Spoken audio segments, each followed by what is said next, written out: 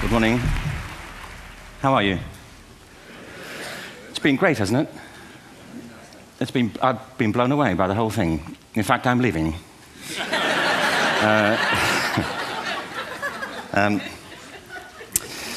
There have been three themes, haven't there, running through the conference, which are relevant to what I want to talk about. One is the extraordinary evidence of human creativity in all of the presentations that we've had and in all the people here.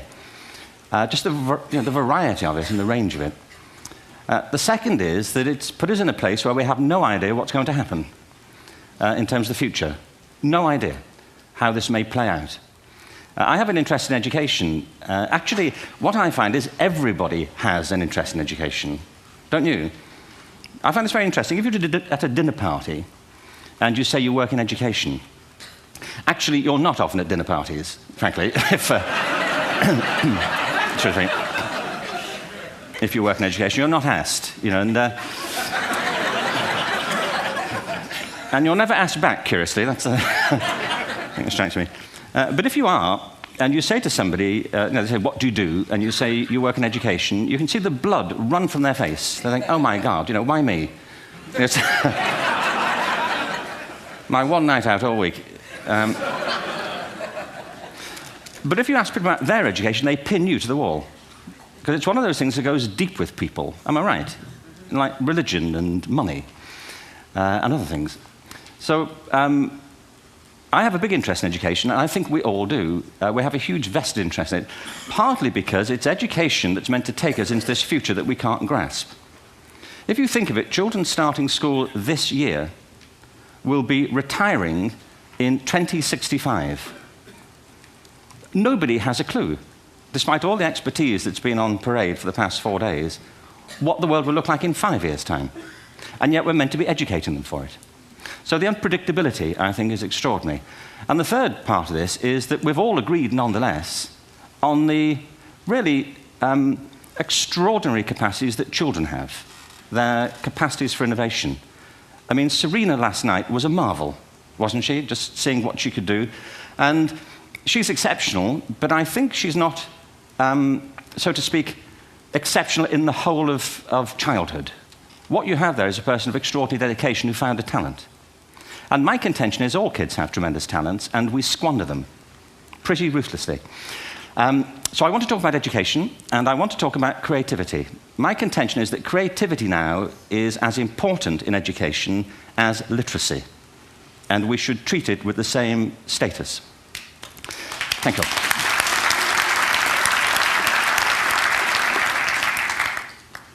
That was it, by the way. Thank you very much. So, 15 minutes left. Well, I was born... No, I had a great story recently, I love telling it, of a little girl who was in a drawing lesson. She was 6, and she was at the back drawing, and the teacher said, this little girl hardly ever paid attention. And in this drawing lesson, she did. And the teacher was fascinated. She went over to her, and she said, what are you drawing? And the girl said, I'm drawing a picture of God. And the teacher said, but nobody knows what God looks like. And the girl said, they will in a minute.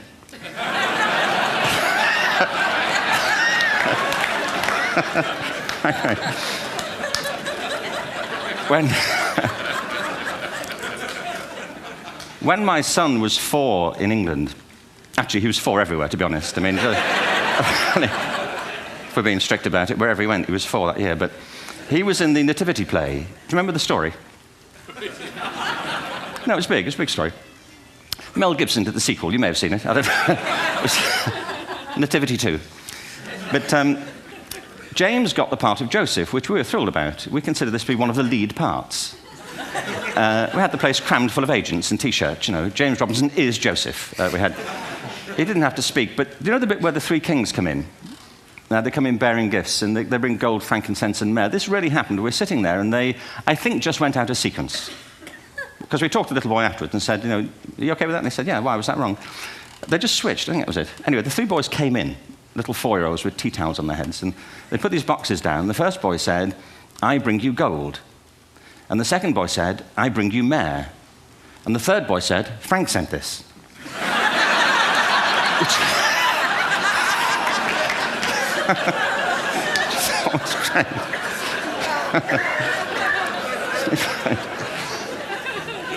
What these things have in common, you see, is that kids will take a chance. If they don't know, they'll have a go. Am I right? They're not frightened of being wrong. Now, I don't mean to say that being wrong is the same thing as being creative. What we do know is, if you're not prepared to be wrong, you'll never come up with anything original. If you're not prepared to be wrong. And by the time they get to be adults, most kids have lost that capacity. They have become frightened of being wrong. And we run our companies this, by the way. We stigmatize mistakes. And we're now running national education systems where mistakes are the worst thing you can make. And the result is that we are educating people out of their creative capacities. Picasso once said this. He said that all children are born artists. The problem is to remain an artist as we grow up. I believe this passionately, that we don't grow into creativity, we grow out of it. Or rather, we get educated out of it. So why is this? I lived in Stratford-on-Avon until about 5 years ago. In fact, we moved from Stratford to Los Angeles. So you can imagine what a seamless transition this was from LA. Actually, we lived in a place called Snitterfield, just outside Stratford, which is where Shakespeare's father was born. Are you struck by a new thought? I was. You don't think of Shakespeare having a father, do you? Do you?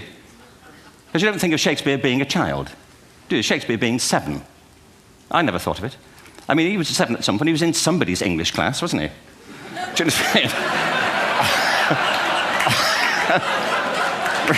Really? How annoying would that be?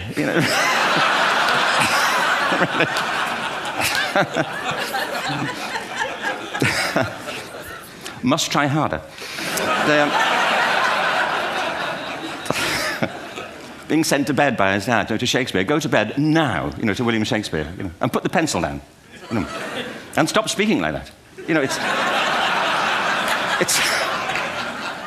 It's confusing everybody.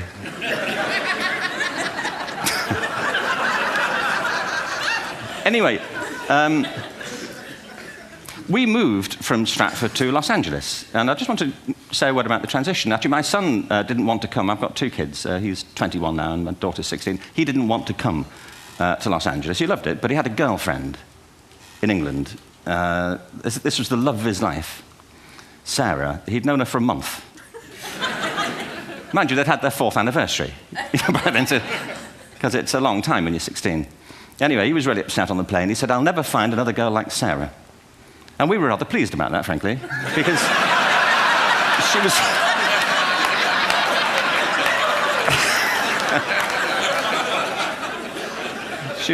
she was the main reason we were leaving the country.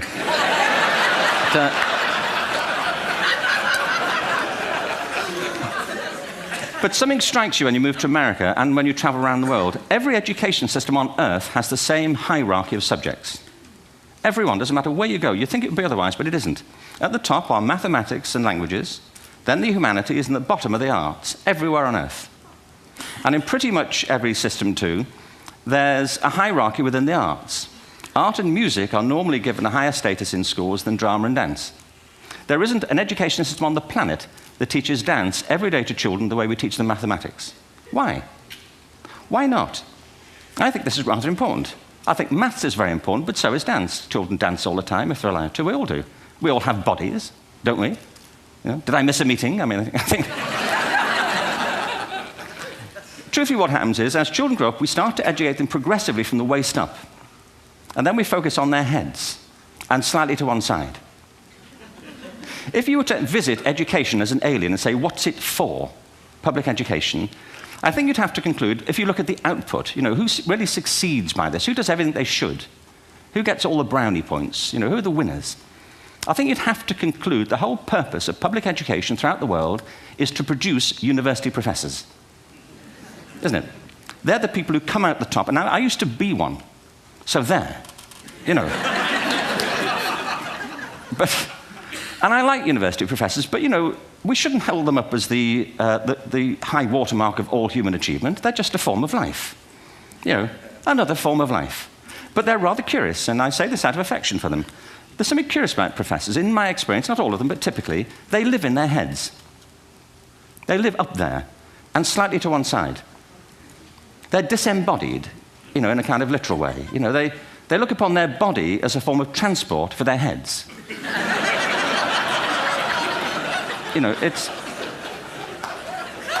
Don't they? It's a way of getting their head to meetings.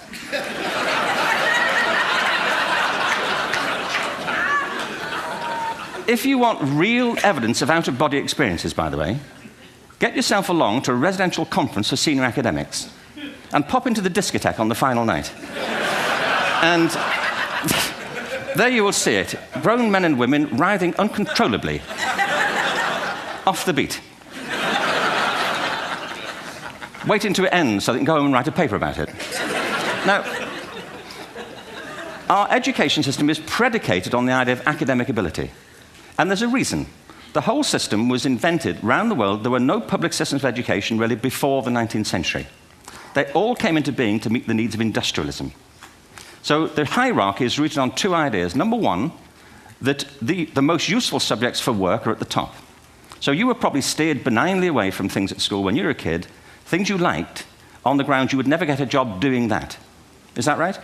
Don't do music, you're not going to be a musician. Don't do art, you won't be an artist. Benign advice, now profoundly mistaken. The whole world is engulfed in a revolution. And the second is academic ability, which has really come to dominate our view of intelligence because the universities designed the system in their image. If you think of it, the whole system of public education around the world is a protracted process of university entrance. And the consequence is that many highly talented, brilliant, creative people think they're not, because the thing they were good at school wasn't valued or was actually stigmatized. And I think we can't afford to go on that way. In the next 30 years, according to UNESCO, more people worldwide will be graduating through education than since the beginning of history. More people. And it's the combination of all the things we've talked about, technology and its transformational effect on work, and demography and the huge explosion in population. Suddenly, degrees aren't worth anything. Isn't that true? When I was a student, if you had a degree, you had a job. If you didn't have a job, it's because you didn't want one. And I didn't want one, frankly. So, but now, kids with degrees are often heading home to carry on playing video games because you need an MA, where the previous job required a BA, and now you need a PhD for the other. It's a process of academic inflation, and it indicates the whole structure of education is shifting beneath our feet. We need to radically rethink our view of intelligence. We know three things about intelligence. One, it's diverse. We think about the world in all the ways that we experience it. We think visually, we think in sound, we think kinesthetically, we think in abstract terms, we think in movement. Secondly, intelligence is dynamic. If you look at the interactions of a human brain, as we heard yesterday from a number of presentations, intelligence is wonderfully interactive. The brain isn't divided into compartments. In fact, creativity, which I define as the process of having original ideas that have value, more often than not, comes about through the interaction of different disciplinary ways of seeing things. The brain is intentionally, by the way, there's a shaft of nerves that joins the two halves of the brain called the corpus callosum. It's thicker in women. Following on from Helen yesterday, I think this is probably why women are better at multitasking. Because you are, aren't you? There's a raft of research, but I know it from my personal life. If my wife is cooking a meal at home, which is not often, thankfully, but if she's doing... No, she's good at some things. But if she's cooking, she's dealing with people on the phone, she's talking to the kids, she's painting the ceiling, she's doing open heart surgery over here. If I'm cooking, the door is shut, the kids are out, the phone's on the hook. If she comes in, I get annoyed. I say, Terry, please, I'm trying to fry an egg in here. Really.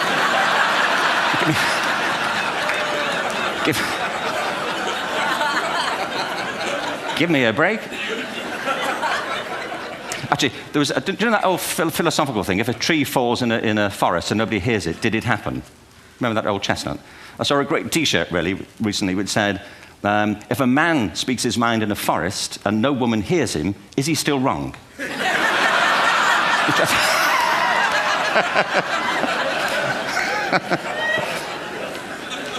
And the third thing about intelligence is it's distinct. I'm doing a new book at the moment called Epiphany, which is based on a series of interviews with people about how they discovered their talent. I'm fascinated by how people got to be there. It's really prompted by a conversation I had with a wonderful woman who most people have never heard of. She's called Gillian Lynn. Have you heard of her? Some have. She's a choreographer, and everybody knows her work. She did Cats. and Phantom of the Opera. She's wonderful. I used to be on the board of the Royal Ballet in England, as you can see. And anyway, Jill and I had lunch one day. I said, how'd you get to be a dancer? And she said it was interesting. When she was at school, she was really hopeless. And the school in the 30s wrote to her parents and said, we think Gillian has a learning disorder. She couldn't concentrate, she was fidgeting. I think now they'd say she had ADHD. Wouldn't you? But this was the 1930s, and ADHD hadn't been invented, at this point, so it wasn't an available condition. People weren't aware they could have that. Anyway, she went to see this specialist.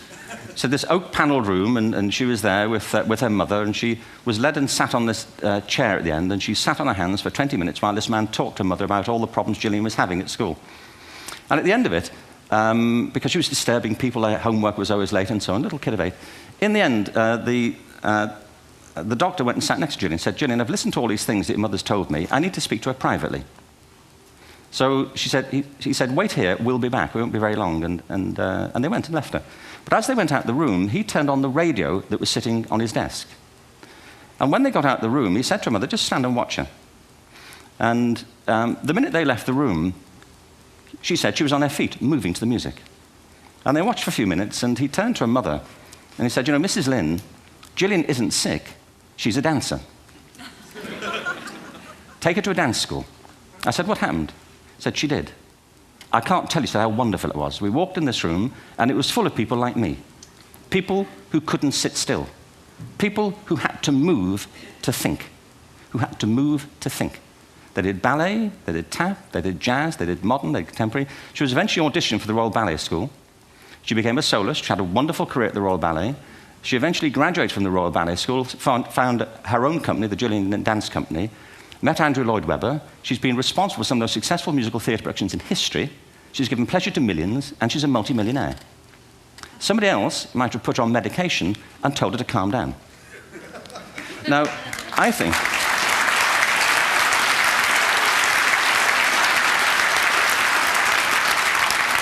What I think it comes to is this. Al Gore spoke the other night about ecology and the revolution that was triggered by Rachel Carson. I believe our only hope for the future is to adopt a new conception of human ecology, one in which we start to reconstitute our conception of the richness of human capacity. Our education system has mined our minds in the way that we strip mined the earth for a particular commodity, and for the future, it won't serve us. We have to rethink the fundamental principles on which we're educating our children. There was a wonderful quote by Jonas Salk, who said, if all the insects were to disappear from the earth, within 50 years, all life on earth would end. If all human beings disappeared from the earth, within 50 years, all forms of life would flourish. And he's right. What TED celebrates is the gift of the human imagination.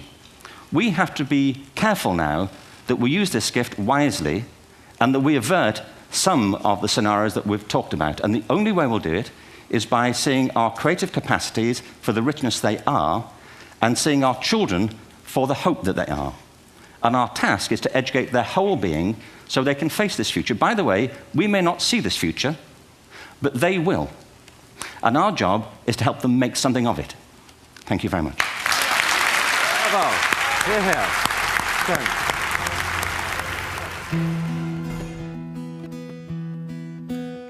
It's all there in the Gospels. The Magdalene girl comes to pay her respects, but her mind is a whirl when she finds the tomb empty. The stone had been rolled, not a sign of a corpse. In the dark and the cold, when she reaches the door, sees an unholy sight.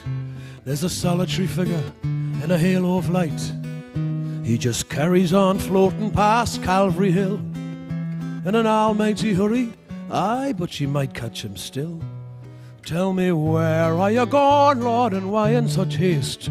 Now don't hinder me, woman, I've no time to waste, for they're launching a boat on the morrow at noon, and I have to be there before daybreak. Oh, I cannot be missing. The lads will expect me. Why else would the good Lord himself resurrect me? For nothing will stop me. I have to prevail. through the teeth of this tempest, in the mouth of a gale. May the angels protect me if all else should fail when the last ship sails. Oh, the roar of the chains and the cracking of timbers, the noise at the end of the world in your ears, as a mountain of steel makes its way to the sea and the last ship sails. So I was born and raised in the shadow of a shipyard in a little town on the northeast coast of England. Some of my earliest memories are of giant ships blocking the end of my street, as well as the sun for a lot of the year. Every morning as a child, I watched thousands of men walk down that hill to work in the shipyard. I watched those same men walking back home every night. It has to be said the shipyard was not the most pleasant place to live next door to, or indeed work in. The shipyard was noisy, dangerous, highly toxic, with an appalling health and safety record. Despite that, the men and women who worked on those ships were extraordinarily proud of the work they did, and justifiably so. Some of the largest vessels ever constructed on planet Earth were built right at the end of my street. My grandfather had been a shipwright, and as a child, as there were a few other jobs in the town, I would wonder with some anxiety whether that would be my destiny too. I was fairly determined that it wouldn't be. I had other dreams, not necessarily practical ones, but at the age of 8, I was bequeathed a guitar. It was a battered old thing with 5 rusty strings and was out of tune.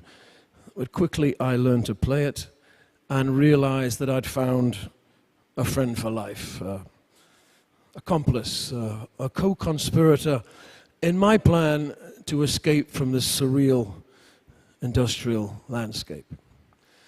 Well, they say if you dream something hard enough, it will come to pass. Either that or I was extremely lucky, but this was my dream. I dreamt I would leave this town, and just like those ships, once they were launched, I'd never come back.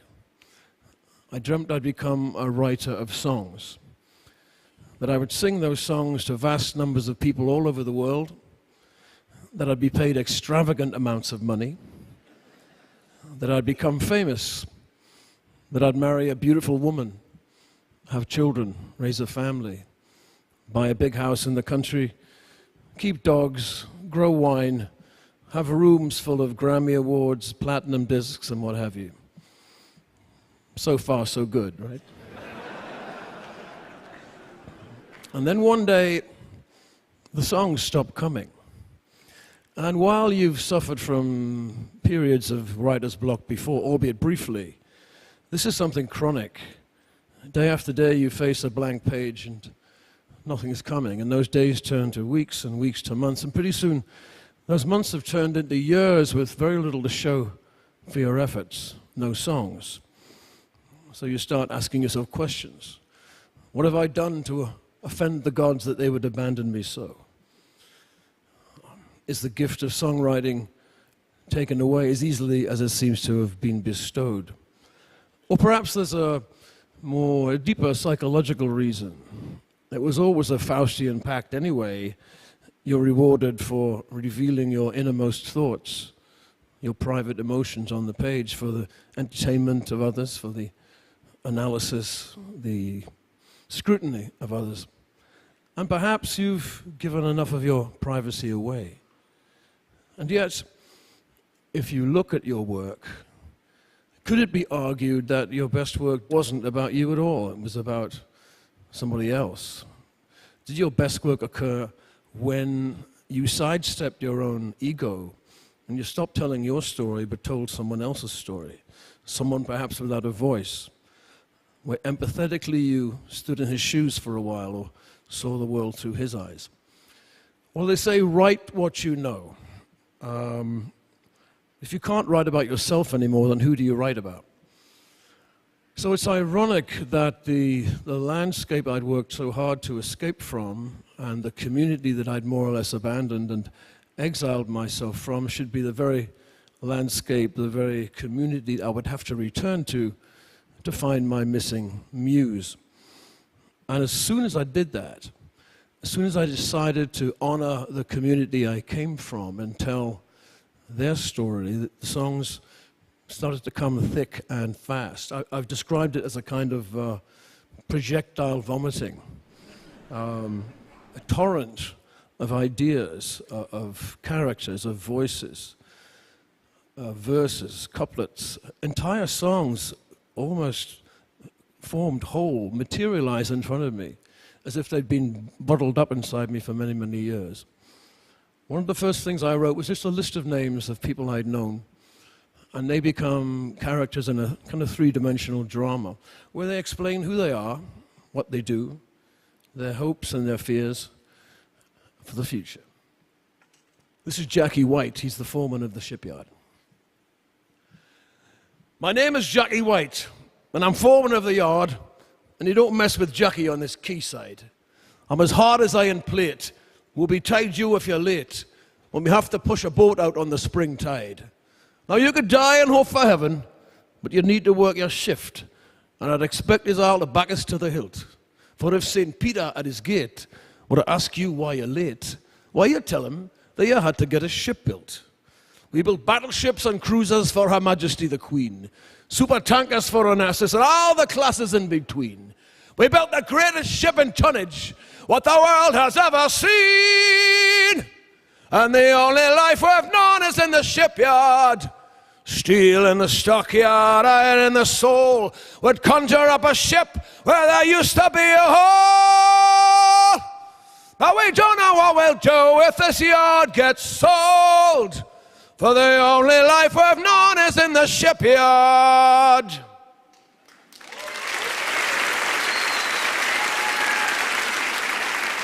So, having decided to write about other people instead of myself, a further irony is that sometimes you reveal more about yourself than you ever intended. This song is called Dead Man's Boots, which is an expression which describes how difficult it is to get a job. In other words, you'd only get a job in the shipyard if somebody else died. Or perhaps your father could finagle you an apprenticeship at the age of 15. But sometimes a father's love can be misconstrued as controlling, and conversely, the scope of a son's ambition can seem like some pie-in-the-sky fantasy.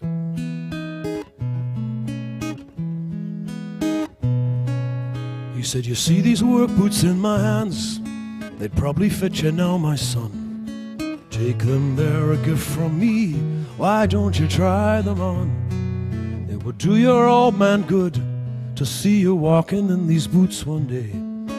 Take your place among the men who work upon the slipway. These dead man's boots, though they're old and curled, when a fella needs a job and a place in the world, and it's time for a man to put down roots and walk to the river in his old man's boots. He said, I'm dying, son, and asking that you do one final thing for me. You're barely but a sapling and you think that you're a tree. If you need a seed to prosper, you must first put down some roots. Just one foot, then the other in these dead man's boots. These dead man's boots, though they're old and curled, when a fella needs a job and a place in the world, and it's time for a man to put down roots and walk to the river in his old man's boots. I said, why in the hell would I do that? Why would I agree when his hand was all that I'd received as far as I remember? It's not as if he'd spoiled me with his kindness up till then, you see. I'd a plan of my own and I'd quit this place when I came of age, September. These dead man's boots know their way down the hill.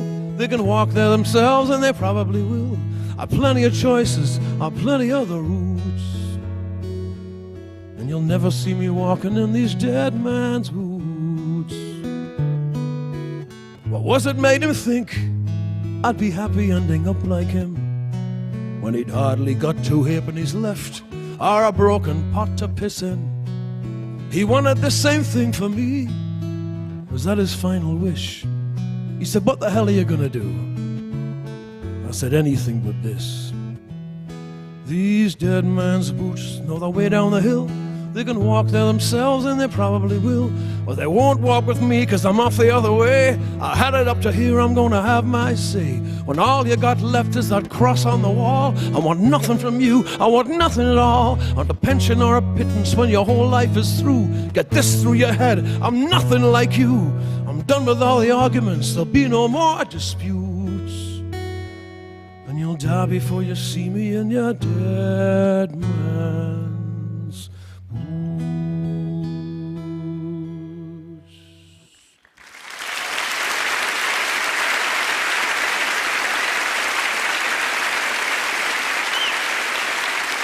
Thank you. So, whenever they'd launch a big ship, they would invite some dignitary up from London on the train to make a speech, break a bottle of champagne over the bows, launch it down the slipway into the river and out to sea. Occasionally, on a really important ship, they'd get a member of the royal family to come, Duke of Edinburgh, Princess Anne or somebody. Now you have to remember, it wasn't that long ago that the royal family in England were considered to have magical healing powers. Sick children were held up in crowds to try and touch the cloak of the king or the queen to cure them of some terrible disease. It wasn't like that in my day, but we still got very excited. So it's a launch day, it's a Saturday, and my mother has dressed me up in my Sunday best. I'm not very happy with her. All the kids are out on the street, and we have little Union Jacks to wave. And at the top of the hill, there's a motorcycle cortege appears. In the middle of the motorcycles is a big black Rolls Royce. Inside the Rolls Royce is the Queen Mother. This is a big deal. So the procession is moving at a stately pace down my street, and as it approaches my house, I start to wave my flag vigorously, and there is the Queen Mother. I see her, and she seems to see me. She acknowledges me, she waves, and she smiles, and I wave my flag even more vigorously. We're having a moment, me and the Queen Mother. She's acknowledged me, and then she's gone. Well, I wasn't cured of anything. That was the opposite, actually. I was infected. I was infected with an idea. I don't belong in this street. I don't want to live in that house. I don't want to end up in that shipyard. I want to be in that car. I want a bigger life. I want a life beyond this town. I want a life that's out of the ordinary. You know, it's my right. It's my right as much as hers. So here I am at TED to, I suppose, to tell that story, you know. And I think it's appropriate that at TED to say the obvious, that there's a symbiotic and intrinsic link between storytelling and community, between community and art, between community and science and technology, between community and economics. It's my belief that abstract economic theory that denies the needs of community or denies the contribution that community makes to economy is short-sighted, cruel, and untenable. Thank you. The fact is, you know, whether you're a rock star or whether you're a welder at a shipyard or a tribesman in the upper Amazon or the Queen of England, at the end of the day, we're all in the same boat. Aye, the footmen are frantic in their indignation. You see, the Queen struck a taxi herself to the station, where the porter, surprised by a lack of royal baggage, bustle her and 3 corgis to the rear of the carriage. For the train, it is crammed with all Europe's nobility, and there's none of them famous for their compatibility. There's a fight over seats, I beg pardon, your grace, but you'll find that one's mine, so get back in your place. Ah, but where are they going? All the porters debate. Why, they're going to Newcastle, and they daresn't be late, for they're launching a boat on the China high tide. And they've come from all over, from far and from wide. There's the old Dalai Lama and the Pontiff of Rome, every palace in Europe, and there's nae bugger home. Here's the Duchess of Cornwall and the loyal Prince of Wales, looking crushed and uncomfortable in his top hat and tails. Well, they haven't got tickets. Come now, it's just the detail.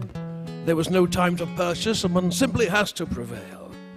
For we'll get to the shipyards, or we'll end up in jail when the last ship sails. Oh, the roar of the chains and the cracking of timbers, the noise at the end of the world in your ears, as a mountain of steel makes its way to the sea, and the last ship sails. And whatever you promised, whatever you've done, and whatever the station in life you become, in the name of the Father, in the name of the Son, and no matter the weave of this life that you've spun, on the earth or in heaven or under the sun, when the last ship sails, oh, the roar of the chains and the cracking of timbers, the noise at the end of the world in your ears, as a mountain of steel makes its way to the sea, and the last ship sails.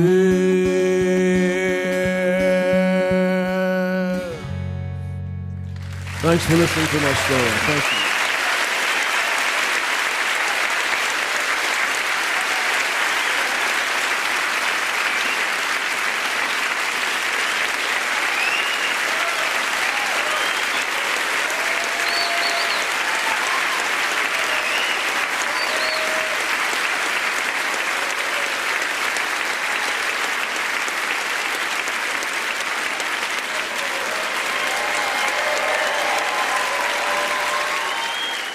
Thank you.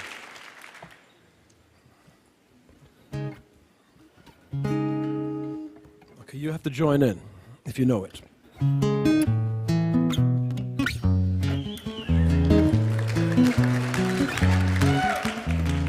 Just a castaway on the island lost at sea. Oh, another lonely day with no one here but me. Oh, more loneliness than any man could bear. Rescue me before I fall into despair. Oh, I'll send an SOS to the world. I'll send an SOS to the world. I hope that someone gets my, I hope that someone gets my, I hope that someone gets my message in a bottle, yeah. A message in a bottle.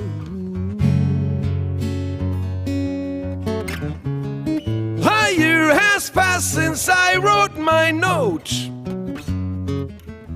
I should have known this right from the start. Only hope can keep me together. Love can mend your life, but love can break your heart. I'll send an SOS to the world. I'll send an SOS to the world. I hope that someone gets my, I hope that someone gets my, I hope that someone gets my message in a bottle. A message in a bottle. Message in a bottle. A message in a bottle. Walked out this morning, I don't believe what I saw. 100 billion bottles washed up on a shore. Seems I'm not alone in being alone. 100 billion cast away, looking for a home. I'll send an SOS to the world. I'll send an SOS to the world. I hope that someone gets mine. I hope that someone gets mine. I hope that someone gets my message in a bottle. A message in a bottle. A message in a bottle. A message in a bottle. So I'm going to ask you to sing after me, okay, the next part. It's very easy. Sing in unison. Here we go.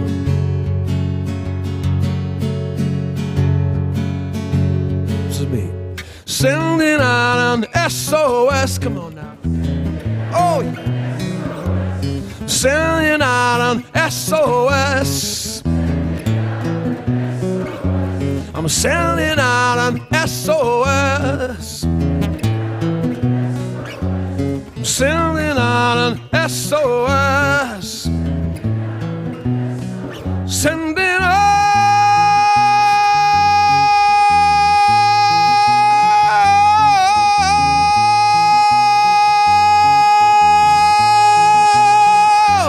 Sending out an SOS. Sending out an SOS. Sending out an SOS. Sending out an SOS.